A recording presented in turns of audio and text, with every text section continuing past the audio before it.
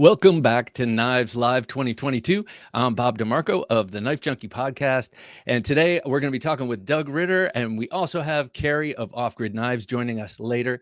But you know, the main thrust of this whole event is to celebrate and raise funds for knife rights. And kniferights.org has a very special place in my heart because it has allowed me to legally own one of my favorite knives. We're going to get to that in a little while. First, I just would like to thank the guys over at Shredder, Jonathan, Ezekiel et al., and the family. Such a charming, awesome family. And it was great to see them back up and on the air. I know they have some kinks to work out before they can be doing that all the time, but it was great to see them. And man, it makes me wistful for California. It looks so beautiful there. But here we are. I hear Doug. Hey, Doug, how's it going, sir? Hey, always a pleasure. I've been on a few of these. I'm not sure my voice is going to last. Oh, I don't know. I think it probably will. If the past is any indication of the future. Yeah.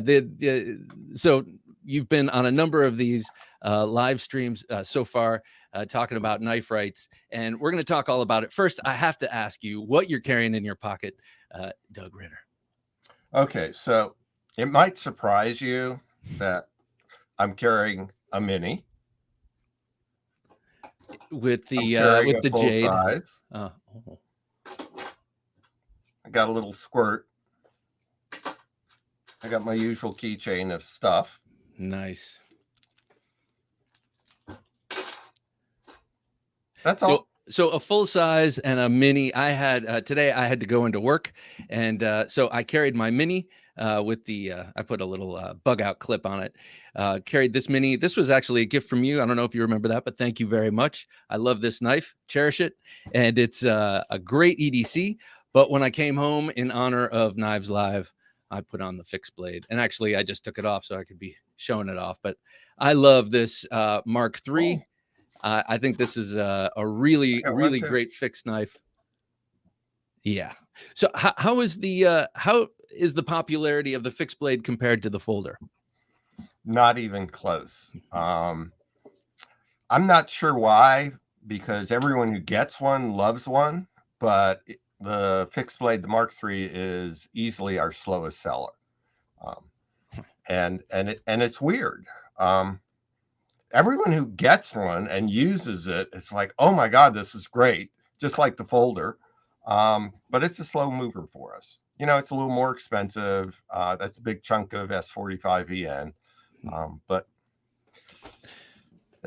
most of us with urban, sorry for interrupting. Most of us with urban or suburban lifestyles can't don fixed blades as well or as easily as folders.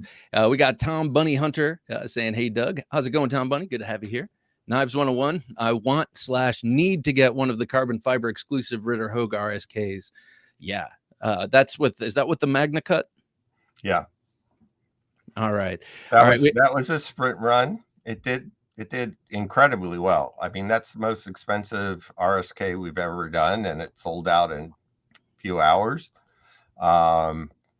So, you know, we learn and we move on, and, you know, we'll see. You know, as you know, I have a policy of not discussing future products, yes. But let me assure you there are future products, and I think people are going to be really excited about it. Hero Sticks is saying, in addition to donations, does a portion of purchasing a Ritter knife from the website go to Knife Rights? Just curious. Good question. So it doesn't directly go to Knife Rights. In other words, we don't set aside, 5% of sales, but I spend about 95% of my time on Knife Rights work. Having the sales of my RSK knives are what allow me to do that. If I didn't sell those knives and get the income from selling those knives, I couldn't devote the time necessary to make Knife Rights work. So not directly, but indirectly, yeah. I can't do Knife Rights without the sale of my RSK knives. And, it's great that I need to sell a knife that is really nice. And I'm not shilling for, crappy knife, just just to make the income. So, yeah, they are critical to my continued work at Knife Rights. Well, I want to get to some of your work with knife rights in my very own state of Virginia, and I want to talk about Pennsylvania and New Jersey. But first, I want to let people know that we're going to be doing 2 giveaways today of knives very generously donated by Off Grid Knives by Cary over there. And this package includes, one package has the Alpha Dog. We were just watching the Shredder guys talk about how awesome this knife is, and they were not lying. And this comes with a t-shirt, long sleeve, by the way, with a cool sort of retro logo. And then the other package is the Stinger XL, except it's all black. This one's mine. I didn't want to take it out of the box. So you get it nice and fresh with a very cool camo hat with their Off-Grid logo, the regular one. Yeah. Nice so we'll be doing that in the offing, and that'll be hashtag Off-Grid. So I want to start, Doug, by saying thank you because of your efforts. I was able to purchase this beautiful Heretic out the front. This is an X Manticore with the recurve blade. I love this knife, and it is a total luxury item, total luxury good that I wouldn't have been able to get myself and treat myself to if it weren't for Knife Rights. Tell us what happened in Virginia July 1st. So first, back up a little. We had, over the past 6 years, passed 2 bills in Virginia, both of which were vetoed by 2 different governors. So Virginia's been frustrating. After the last election, Virginia's elections are off years. We saw it as another opportunity to try and get it done this time. And it's important to recognize that while one house was Republican, the other house was Democrat, and we still managed to get a majority, unanimous vote out of one house, like 2 votes negative in the other house, and a governor who's willing to sign it. And part of the reason that we were able to get the bipartisan support is it's a criminal justice reform issue for those on the left. It's a criminal justice and Second Amendment issue for those on the right. And it in Virginia, it was a huge jobs issue because Blue Ridge Knives is in Virginia. And they're the world's largest knife distributor, and they couldn't sell automatic knives. So, all around, we had good arguments, and it finally all came together, and we had a governor that was willing to sign it. Every state's a little different, but 6 years of effort, 2 vetoes, we finally got it done. It's perfectly shows off what it takes to get things done. You got to show up, and you got to keep showing up until you get the job done. And that's what we're all about. We're about showing up at the State House. We're about persevering and just I'm stubborn. I don't give up very easily. Well, thank you. I think I speak for all of us when I say that. Why are automatic knives so controversial? Goes back to an article in Women's Home Companion in the 1950s titled "The Toy That Kills." There's a copy on our website. That sparked a totally made up crises about switchblades. Hollywood, Broadway both hopped on and started demonizing the knives. And eventually that resulted in the Federal Switchblade Act and, the restriction on automatic knives, switchblades in 26 states. So, we've been rolling back those since we first started in 2010 on our state advocacy in New Hampshire. And oftentimes it's just a question of explaining to people and showing legislators, this knife doesn't open any quicker than all these other knives that are perfectly legal. None of these knife laws made any sense. They didn't make sense. There were groups of gangs running around with switchblades like West Side Story. I mean, that's all just made up. Well, that's how we ended up with switchblade laws. Yeah, yeah, just a moral panic of some sort over just this, Manufactured yeah, moral panic. manufactured moral panic. Well, the last gentleman who was just up was saying thank you, and he finds it infuriating that states would go to such lengths. Alex Knives and Such says, Doug Ritter, how was it to get Missouri automatic knife legal? I remember how it wasn't legal except in the home, and then I saw it got legal. How was the process? How long did it take?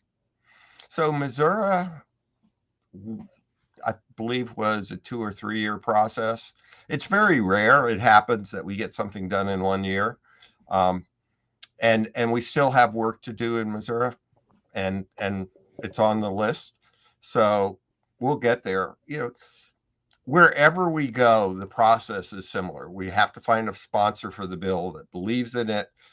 We show up, we lobby for the bill. We have to get it through both houses, get the governor to sign it. There's hearings, oftentimes multiple hearings. It's a process, and sometimes we time out. The legislative session is over before we can get it done. Or sometimes, because of leadership in one house or the other of the legislature, we just can't get it moved. But again, we come back and just keep hitting them with it. And if they eventually pass it because they're tired of seeing us, that's okay. I'm happy with that. I don't Sure. care. But like in most states, the majority of our bills, including Missouri, pass with large bipartisan support. And look, we're the only Second Amendment organization to get support from the other side of the aisle. And I'm pretty jazzed about the fact that we can do that and nobody else can. And the reason is fairly simple. One is we're not guns. And second is legislatures all know somebody, one of their constituents, that's gotten arrested for having the wrong knife. And so it's easy to make the criminal justice reform argument with these folks. And so, we have seriously anti-gun legislators who sponsor our bills because it is absolutely a nonpartisan issue. We get bipartisan support because of that, and we're a nonpartisan organization. It's a human issue. I mean, it's in everyone's epigenetics to love knives, whether they know it or not. It gets uncovered at some point, whether it's their first experience with a good bread knife and a crusty loaf, or if they're on the job, what have you. As JN was just thanking you, being a Kansas individual from Kansas, you help them out carrying knives for work and for hunting and for outdoors. It's just a kind of a crazy thing to restrict. Now, you said you keep coming back, you keep getting up. What's going on in Pennsylvania? So Pennsylvania, we have been working in Pennsylvania for a decade. We've had a number of bills run that didn't get anywhere. This year, everything came together, and we were able to get through. So a decade's worth of effort. This year, it came together. It got through the House 202 to 1. It got through the Senate unanimously, 50-0. And we got a very anti-gun governor to sign the bill.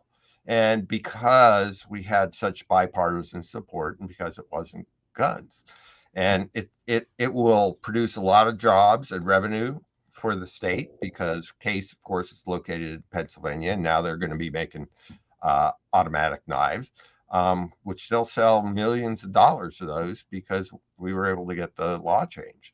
And lest anyone think that this is easy, right up to the last minute, that bill almost died because we had one legislator in the Senate, one senator, who was just determined to make a political statement having nothing to do with knives, having to do with firearms. And only because of our local lobbyists and the pressure we were able to exert with our Senate sponsor, Senator Shreve Street from Philadelphia, and the relationship that we had built with the governor's staff, were we able to pressure this one senator to stop trying to amend our bill into something else and get with the program. And literally the last few minutes, everything came together and we were able to get it done. But that's what it takes, being there with people who understand the process. You know, if you don't understand the rules, you can't play the game. And we do understand the rules, and we win more often than not. One of the amazing things about Pennsylvania is that was our 40th bill signed in 26 states in 13 years. I mean, I don't think any of us, when I started Knife Rights, would have ever thought that 13 years later, well, 15 years later, that we would be sitting here with 40 bills signed. I mean, that's pretty incredible. That is amazing. Well, one thing that kniferights.org, the website, does besides fill you in on legislation and what's going on with knife rights in terms of activism. I don't like that word, but you know what I mean. We're activists. We're an advocacy organization. That's what I was looking for. Advocacy. That's what we're all about. Well, you also have features on your website that might be useful to some viewers of this show. It's no secret I love tactical knives. I've done a lot of martial arts with knives. I think it's fun. I am not a badass. I don't go out and get in fights, or, it's just a hobby for me. But it's a hobby I would like to continue with unimpeded. And also, I am someone who carries a knife, thinking of it as a self-defense option also. So kniferights.org has a great article on what to do and what not to do if you find yourself in a self-defense situation and you have to talk to the cop, and you're going through the legal system. And there's a mnemonic called SAC, SAC, remain silent, ask for an attorney, and do not consent to any search. Are self-defense cases with knives seen differently than self-defense cases with guns? Well, sometimes, like everything else, it depends. I mean, we've had some self-defense cases involving knives that we've been involved with in one degree or another. And it's important to remember that the Second Amendment doesn't say anything about firearms. The Second Amendment says arms. So, knives are arms. They're covered by the Second Amendment. And generally speaking, particularly after the Brune decision that we had this year from the Supreme Court, it's very hard to make a case that you shouldn't be allowed to carry a knife. And I think all the legitimate self-defense cases that we've been involved in, with one exception, all ended up going away before they ended up in front of a judge. Once we helped the attorney understand the circumstances, because very few attorneys are well versed in knife laws. Even self-defense attorneys are usually, dealing with something else. Usually these cases go away once the prosecutor understands he's not going to win the case. If it's not a legitimate self-defense, well, yeah, don't use your knife when you're not allowed to. I mean, and that's important. And we have another article on the website that's all about what to do when you actually have to use your knife in self-defense and what circumstances it's allowed in. You need to understand what the law is in your state for self-defense, because it varies by state, and what's acceptable in one state may not be acceptable in another. The last thing you want to do is use any sort of weapon. I don't care whether it's a knife, a gun, or a stone, in self-defense. Ideally, you come up with some manner to solve the problem without having to, because it's an incredible pain and struggle, and it can be really, really expensive, which is why we work with US Law Shield, and you can join US Law Shield through Knife Rights and get a discount, because we wanted our members, just like so many gun owners, to have the backup of knowing that if they should use their knife or firearm or anything else in self-defense, that they dial an 800 number, they get a lawyer who's well versed in the law, and there is a limit to what they're ever going to pay. They're going to take care of your defense. I mean, you can be in the right and go bankrupt defending yourself. That's not really a win. That's Yeah. not a win Yeah. for anybody, No. other than maybe you don't go to jail is a win. But not going to jail and becoming bankrupt is not really a win. So we were very pleased to partner with the U.S. Law Shield to offer folks an option, whether it's a knife, a gun, a baseball bat, or whatever, if God forbid you find yourself in those circumstances.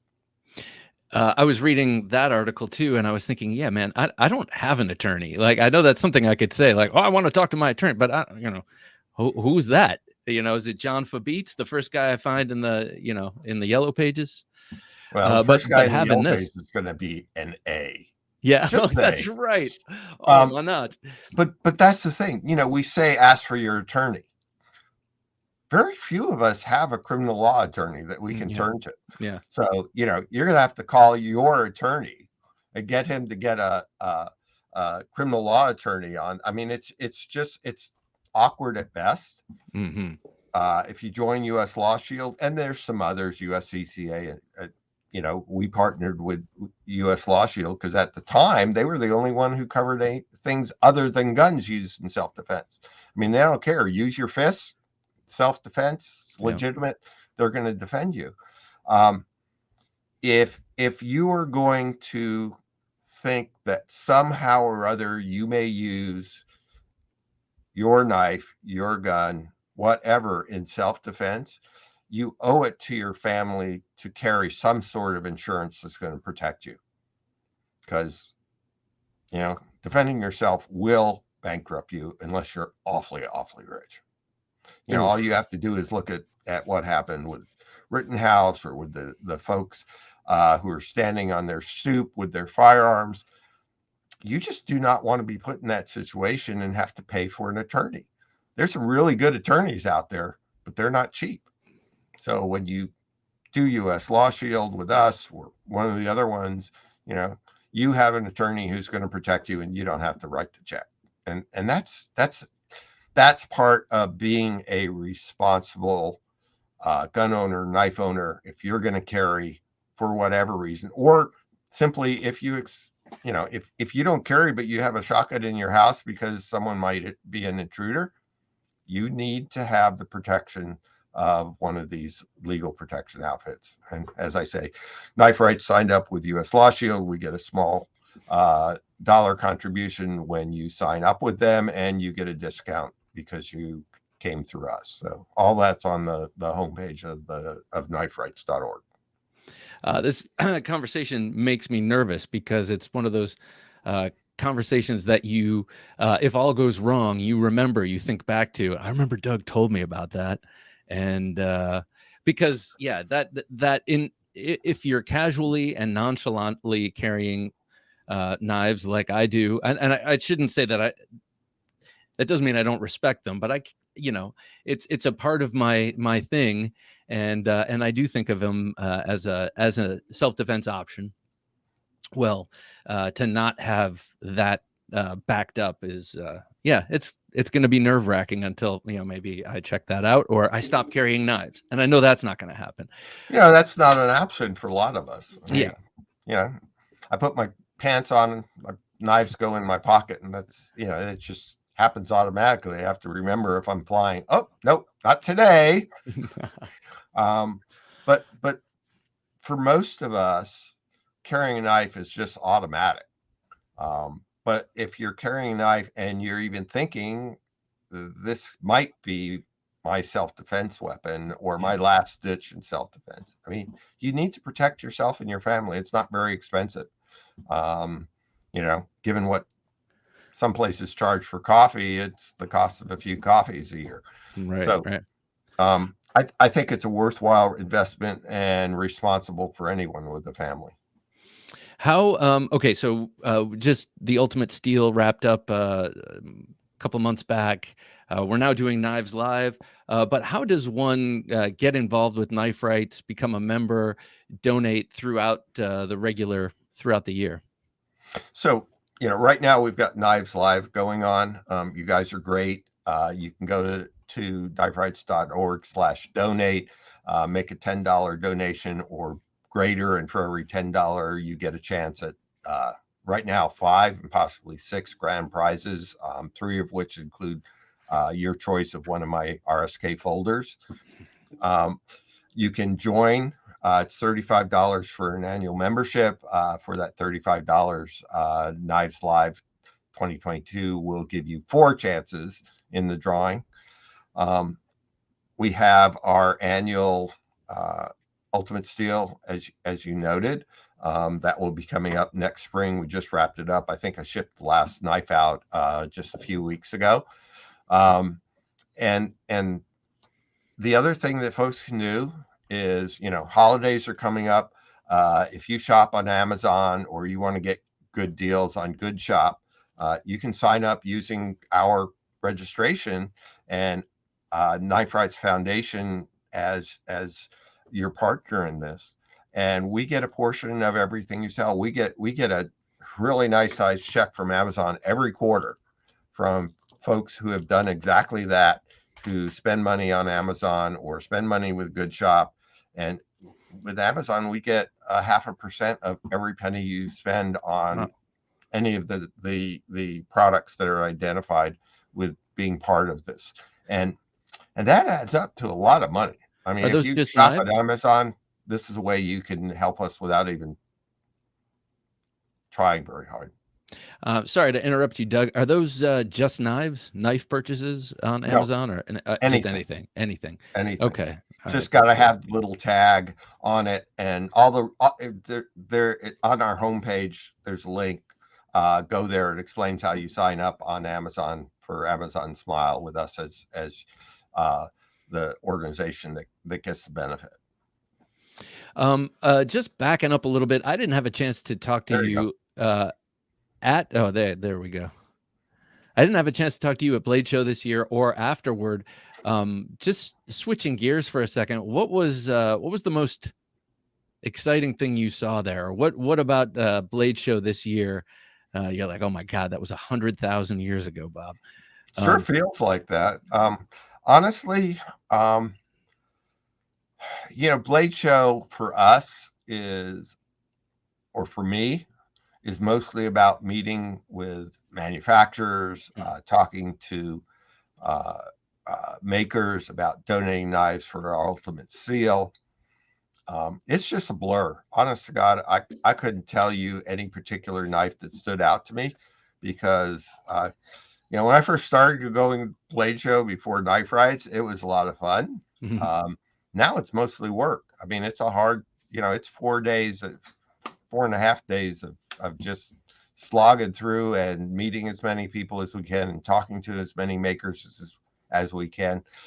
If we're going to raise money in the Ultimate Seal, we got to have the custom makers and the manufacturers donating knives, and that's work. I spend the vast majority of my time not working on getting bills passed, but raising the money so that we can work on getting bills passed, pay for my travel and Todd Rathner, our lobbyist, travel. I mean, we both travel 100,000 miles a year. Unfortunately, that costs a lot of money. Yeah. We had James Moore just saying hello and thank you for all your work for the industry. And we had a couple of other people also complimenting you and thanking you. I appreciate it very, very much. Yeah, I think that is a cool thing to see is just how everyone seems to know you and everyone seems to be appreciative, at least in that context, Yeah, I mean, it's humbling that we've gotten to that point. When I started Knife Rights, everyone, including my wife, thought I was crazy. The vast majority of people told me I was nuts and there was no way we were going to get any, knife ban repealed. And it was hard. It was hard the first few years because we had no track record. Now with 40 bills signed, we have a track record. If you donate to Knife Rights, whether you donate as a knife maker, knife manufacturer, or just a guy donating a few bucks, you know you're making an investment in an organization that gets things done. And look, there's not, there's Todd, me, and my wife. I mean, that's the organization. Wow. That's it. And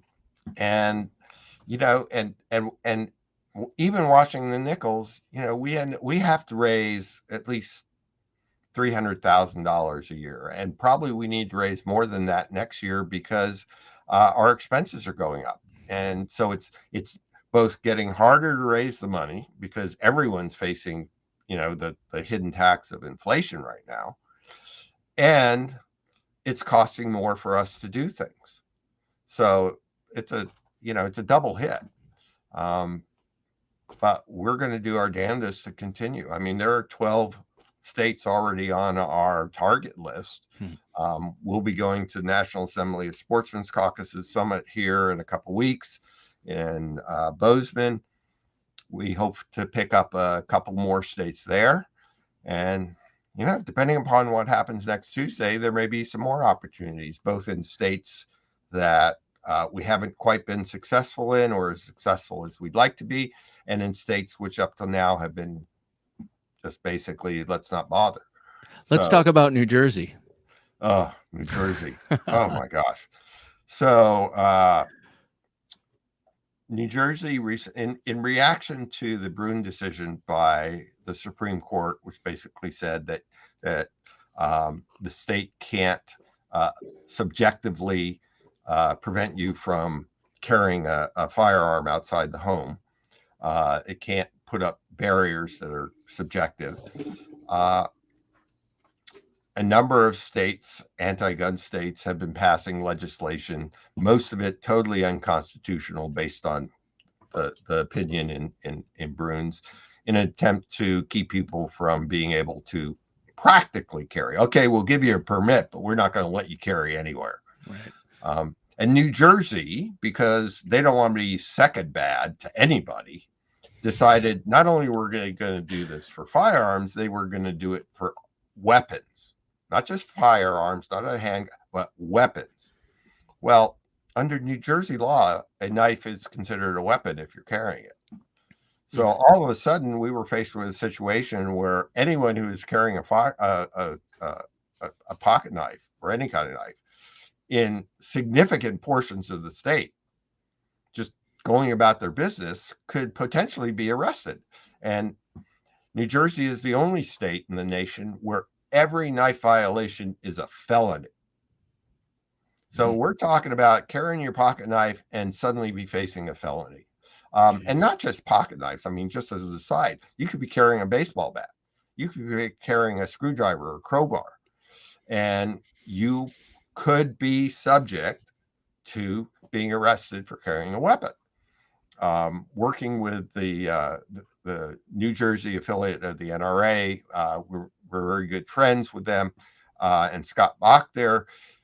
We were able to get the Senate to amend the bill to take the weapons part out. And so now it's a question of getting the Assembly to amend their bill similarly. And, I think we have an opportunity to do that, because that would have been just terrible. That would have been just terrible. And the reason we were able to accomplish that was the years of working in New York and New Jersey with people there and making the connections. So when this happened, we were in a position to say, hey, we got to stop this. Yeah. And we had the people and the connections to, so far looks like we will be able to do that. That doesn't happen just, oh, something's bad, let's walk in and fix it. In some place like New Jersey, New York, it takes years to build those relationships. And, we've been working very hard at that for many years. They're just dead set on it. We have Cary from Off Grid Knives. We're going to talk to him in just a minute. But before we do, we had one question I wanted to ask you. Jim, could you bring that one back up? I believe his name was, my name is just Bill. And he wanted to know, how do you know when to quit on a state and which ones to chase and pursue? So quit is not part of our vocabulary. I mean, it just isn't. We may step back for a year or two, wait for a change in the political, you know, who's governor or who's in charge of a particular house of the legislature. But yeah, quit. We don't ever quit. That's not in our makeup. Quit just isn't there. And as far as when we know to do something, uh, it could be any combination of things, but it starts with finding a sponsor, or for a sponsor seeing what we've done elsewhere, they file a bill and we go knock on the door and say, hey, we saw you filed this knife bill. And oh, by the way, you need to fix this and amend that. And we will work our butt off with you to get the bill passed. There are a lot of times that a legislator files a bill because a constituent has asked him with no real intention of following it through. They just want to be able to tell their constituent, well, I filed the bill, Yeah. it didn't go anywhere. Well, it's not going to go anywhere unless there's someone there lobbying it. And that's what we're for. And sometimes they file a bill and it's poorly written and we need to amend it because of that. And sometimes they file a bill and it's like they dip their toe in the water and we go like, really, we think you can get it all done. And Wisconsin was a perfect example. In Wisconsin, a bill was filed to repeal their switch, to allow people to carry a switchblade with a concealed carry license. And we got hold of the sponsor. We said, no, that's not acceptable. You don't need permission from the government to carry your knife. I said, but this is what we think we can do. And they're like, oh my God, that'll never get done here. And we're like, we did it here, we did it this state, we did it in this state. And we were finally able to convince them to go along with us. And by the time we were done, we got rid of all of Wisconsin's knife bans and passed knife law preemption in the state, which got rid of all the local knife bans. Yeah, those local knife bans are murder. Yeah, I mean, you cross a line on the map and suddenly you're breaking the law. I mean, that's crazy. But in order to stop that, we have to pass knife law preemption because we can't afford to go out and fight every little township's knife laws. We need to do it economically, if you will, at the state level. Well, someone who has no doubt benefited not only in his own collection, but in his own business from the work you've done with Knife Rights is Cary Orefice of Off Grid Knives. Cary, how's it going, sir? Hey guys. Hey, it's good to have you here. And I want to thank you Nice to for meet you, Cary. Yeah, you too. I want to thank you for the giveaway packages you sent in. It was greatly appreciated. And we talk about off-grid knives a lot on this channel. Yeah, and I appreciate that. Well, it's only because I love them so much, I usually just can't stop blabbing about stuff when I'm enthusiastic about them. But what do you? So you sent me to give away, and so sadly it will be moving on. But you sent me this beautiful new outdoors knife. This is a V2 of an outdoors knife. Tell us about this. Yeah, so that's the newest Alpha Dog, it's called. I think you have the Stinger XL. It's the exact same color combination. There it is. So it was so successful for the Stinger XL, and people are really liking that combination of colors. But it was a nice addition because I have just the regular black handle stonewash. Then we have the full blackout. And then we added the coyote scales with the gray wash. And so it's a lethal combo. I used to have an Alpha Dog and I gave it to my brother. So it's still in the family.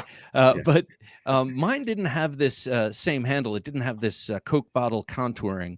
Yeah. That's a new addition. What are the things you improved on this V2? It is. So, it's all about feedback and getting those reviews, talking to customers, and little by little making notes. And then when we go into that production to make a new run, always want to improve it as best we can. And so some of we made it a little more refined, and that's basically what we do every single time we come out with a new one. Refine it just a little bit more, get that feedback again, and then, move forward. Do they like it? Do they not? But you can tell from this handle, slightly more comfortable than say the original, and a little contoured on the sides and just a little more grippy, I guess. Yeah, I noticed that same thing on the off-grid. I mean, on the backcountry.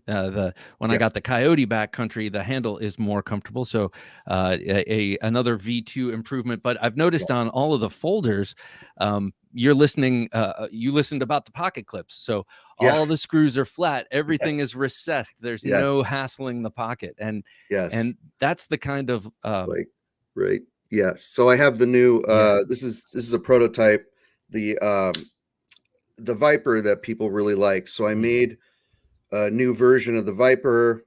So this one's going to be coming out probably in a couple months, something like that. So so it's always trying to improve and build upon what you already did and take the feedback. You're out in California, right? Yeah. Oh, talk about knife laws. Jeez. Yeah. What's it like running a knife business out there? Because I, ship all over the place, all over the country and some other countries as well.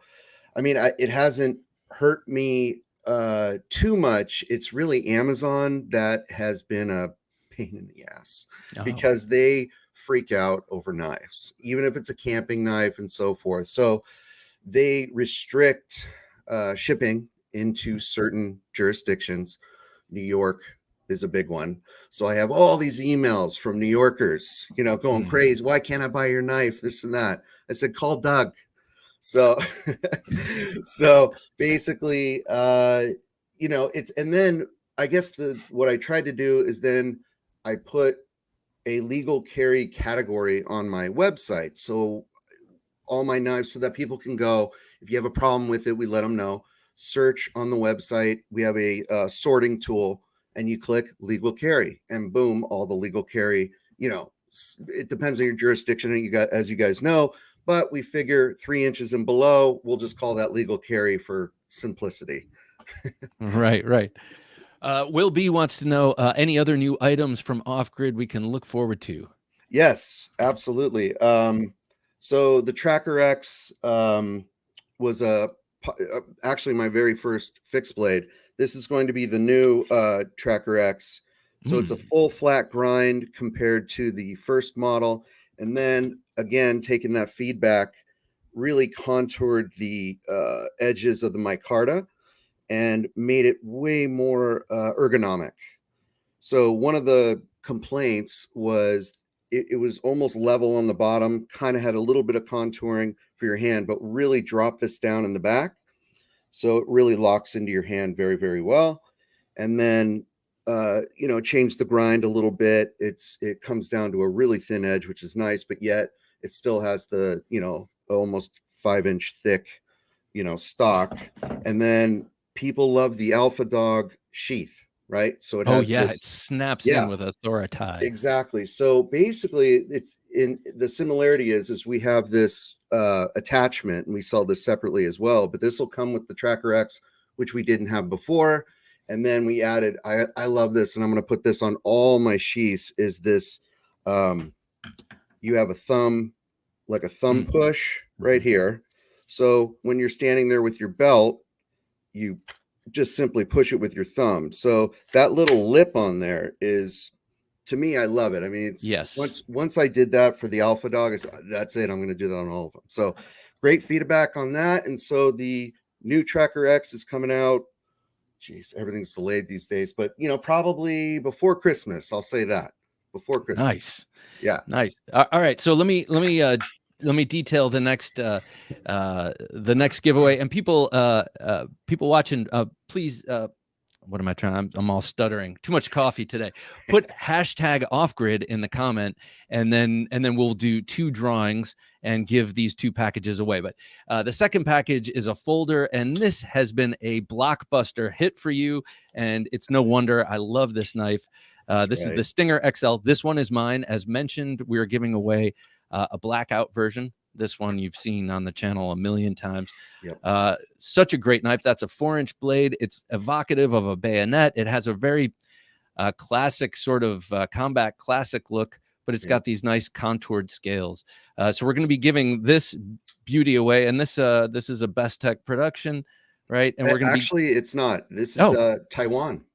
oh, So, I have Best Tech, and then I use Taiwan for all my fixed blades, but I have them I wanted this one like crazy overbuilt, and I think you mm, can see that when you put it in your hand, it's strong, it's tough.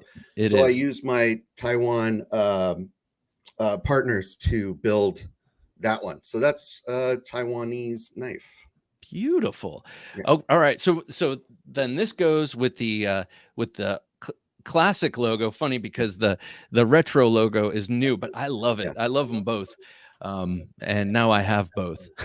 Yeah, nice. You sent the hat you're wearing in the box, and I Yes. kind of nicked it. Yeah. Sorry everybody. But so be sure to put hashtag off grid in the chat, and in 5 minutes, we're gonna give those away. So Doug, in a way, in the knife industry, earned his bones or made his bones making products for helicopter survival kits and putting helicopter survival kits together. This is kind of Cary, you seem to be a man of adventure as well. I'm not sure if you're a helicopter pilot, but I know you've done a lot of crazy stuff, gone to a lot of far-flung locations. Doug, tell me about a little bit about how that coalesced, your flying and all of that, into actually making knives and becoming acclaimed for it.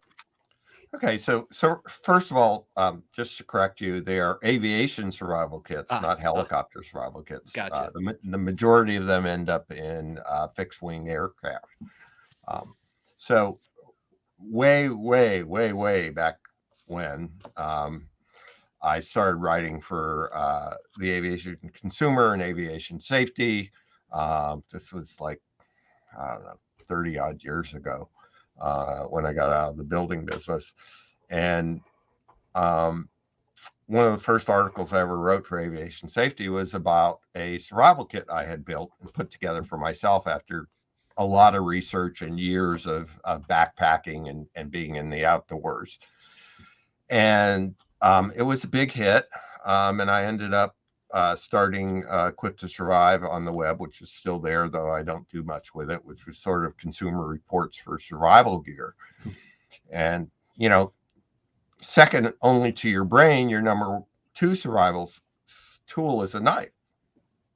And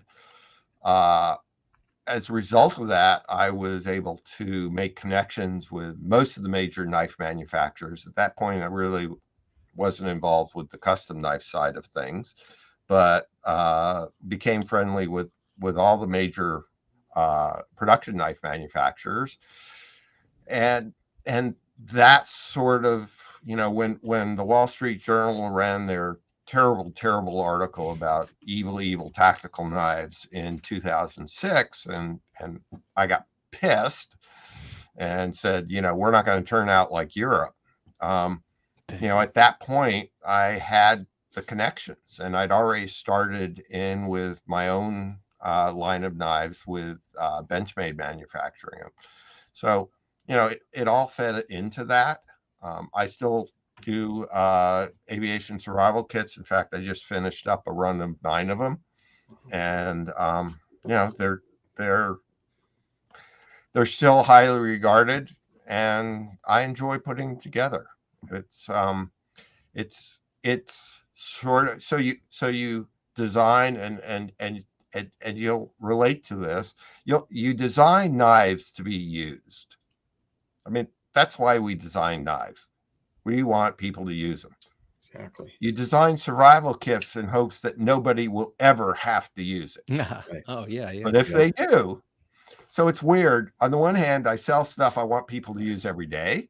On the other hand, I sell stuff that I hope nobody will ever use. It's a weird dichotomy. It is. I'm holding Cary's Cayman XL, one of my favorite off grids, but that's kind of the suffix for most of your knives.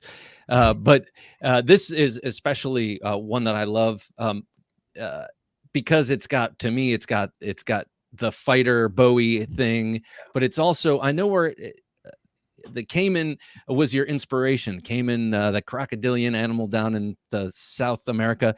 So tell me your design ethos. So the Cayman specifically, you know, I'm a surfer. I surf all over the place, been all over the place. And so one of the places we would go to all the time is Costa Rica, Nicaragua, and down in, you know, Central America. And Cayman, they don't call them crocodiles, they don't call them alligator, they're Cayman that are in Central America. And always the best waves are in the river mouth. And where do the Cayman hang out? River mouth. And they disguise themselves as logs. So you have these big, like almost, you can't really tell what's a Cayman and so you're out in the lineup and waves are breaking, and then, you know, guys are always looking around, and then when you come in, you always look around, so you're always on edge of these things. And then you'd see them sitting by the thing, so I always have a great close-up look, and it just hit me like, I got to make a knife and just dedicate it to the Cayman, because you know, they were fierce and scary. And the shape looks just like exactly. So I wanted to really replicate as close as I could, and then drop a Bowie on there. So I've got two men of adventure who design knives for such adventures on the show. That's pretty cool. At one time, I think now let's give away these knives. I think we've waited long enough.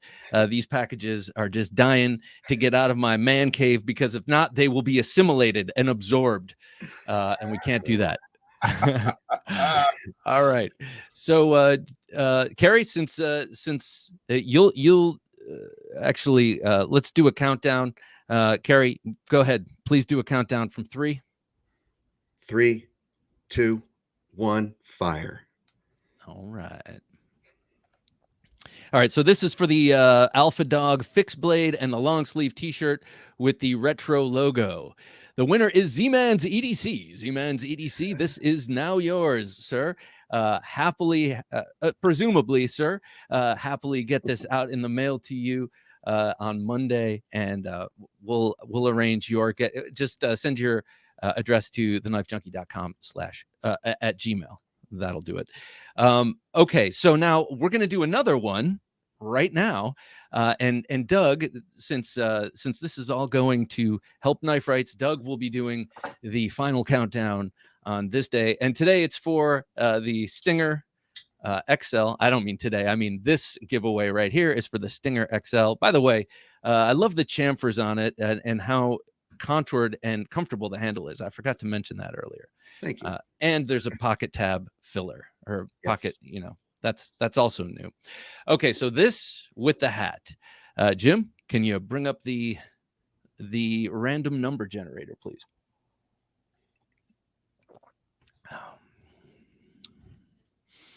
And as Jim readies the random number generator, I will flip this sucker open and closed a few times and let you know that it is indeed drop shutty. And that is the question. All right, let's do this, shall we? Alrighty, Mr. Ritter, let her rip. 3, 2, 1. Let's see. Who will it be? We are narrowing in. It's slowing down. Oh boy. Wicked Reels. It's Wicked Congratulations. Reels. Congratulations, Wicked Reels. Again, send me an email with your address. That's thenifejunkie.com. @gmail will do, and I will get these out to you on Monday. These are your items now, and now I can clean my hand. Well, this one is not. This one is mine. You will be getting the black one. I do not want to put that in the box by accident. This is the one. This is the one he's getting. Yes. Boom. Yeah. There it is. So congratulations, everybody. Yes. Nicely done. Well, okay. So let's talk about what's in the offing coming up after. This, you know, we're going to continue Knives Live at the 3 p.m. Central. We're doing everything Central. And 3 p.m. Central, we have Grateful Panic, Knife Reviews. That's John. He'll be coming on here. Then after that, 4 o'clock, we have Kev, Lefty EDC. We have Zach's stuff at 5 p.m. Central Standard Time. And then wrapping things up, we have Jared and Kara with Neves Knives at 6 p.m. Central. Now, Doug, you're going to be going back on another feed. Is that right? I'll be on with Zach, and I'll be on with the Neves knives as well. So Awesome. finishing things off. Yeah, this has been, you guys have been incredible. I've said this before, but last year you guys had this idea, it got put together. It was the most successful non-knife rights organized fundraiser we've ever been involved in. And by every estimate, this year is going to break that record. And as I mentioned, I can have all the passion in the world, but without the support of donors, knife makers, knife manufacturers, we can't do anything. So the generosity of the folks that are watching, making donations, joining up as members, it's huge. It is absolutely huge. You are making a difference. You are allowing us to continue to forge a sharper future for all Americans. Well, I for one am honored to be a part of it this year. I was not last year, and man, a big shout out to Shane Gables and to Kev of Lefty EDC and to John Evans and others. Man, their efforts. I mean, it's really amazing how they herded all these cats together. Now, I know everyone was excited to be a part of it, so it probably wasn't that hard to get people. But man, I really applaud the effort, and I'm honored to be a part of it this year. Super. Yes, yes, indeed. So, Cary, so we're looking forward to 2 new models possibly by Christmas. Now you're on the hook now. Yeah, because definitely. because 3.5 minutes to fill. I'm gonna grill you. No. So better you than me. Yeah, right. I like this. So are you experiencing delays in getting stuff? Well, just manufacturing wise, when you're dealing with overseas stuff, it where I should have had it say a month ago, and now it's just always so there's delays. It's typical, it's not unusual, but I want to get it out there, especially before the Christmas rush. So that's my goal, and you'll hear about it for sure. Awesome. Well, I'll help you get the word out, no doubt. Nice. Also, if someone could, I'm not sure if they have already, but someone put Grateful Panic's link I'm sure it's been up there plenty of times, but please, if someone would put Grateful Panic's link in the comments, so this party can continue from here onto John's site. I had an interesting conversation with John once about the Grateful Dead. I only went to one concert ages and ages and ages ago, and I asked if he was there, and then I realized it was probably before he was born. He's a much younger man than I am, and I also learned on a different note, I learned that